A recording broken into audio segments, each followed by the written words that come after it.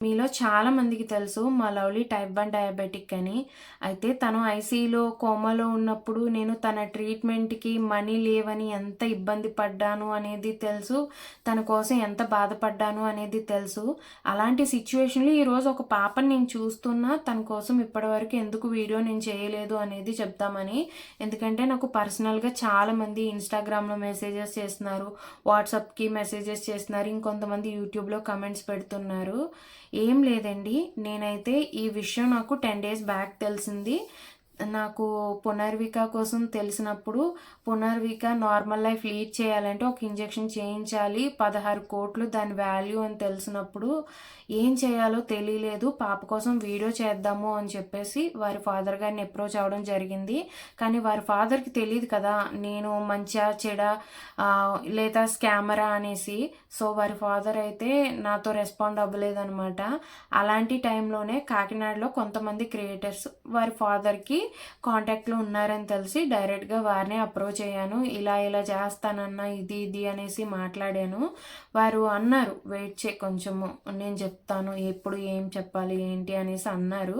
So, అందుకోసమని ఆగాననమాట. ఎందుకంటే నేనిప్పుడు ఒక స్కానర్ పెట్టి, ఒక ఫోన్‌పే నెంబర్ పెట్టి, మనీ అనేది కలెక్ట్ చేసి, నేను ఎంత నిజాయితీగా ఉండి వారి ఫాదర్ వరకు రీచ్ అయ్యేలా చేసినా కూడా, రేపు పొద్దున్న నువ్వు ఎంతో కొంత స్కామ్ చేశావు అనే వాళ్ళు ఉంటారండి. నాకు ఆల్రెడీ చాలా టెన్షన్స్ ఉన్నాయి. సో, ఇలాంటి కొత్త మాటలు వస్తే నేను తీసుకునే అంత మంచిగా లేననమాట. అందుకోసమే నేను డైరెక్ట్‌గా కాకుండా ఇండైరెక్ట్‌గా ఆ పాప కోసం హెల్ప్ చేయడం కోసం ట్రై చేశాను. అంతే అండి. సో, అందుకోసమే నేను ఇప్పటివరకు వీడియో అనేది పోస్ట్ చేయలేదు. కానీ దేవుడి దయ వల్ల నిజంగా ఆ పాపకి మంచి అయితే జరగబోతుంది.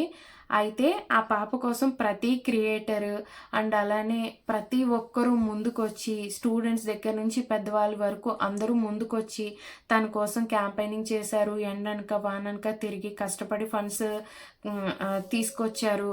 వారి ఫాదర్‌కి నిజాయితీతో చాలామంది ఇచ్చారు. చాలా మంచి విషయమండి ఇది. నాకు చాలా హ్యాపీ అనిపిచ్చింది. ఫైనల్లీ పునర్వికకి మంచి జరగబోతుంది అని నాకు నమ్మకంగా అనిపిచ్చాక.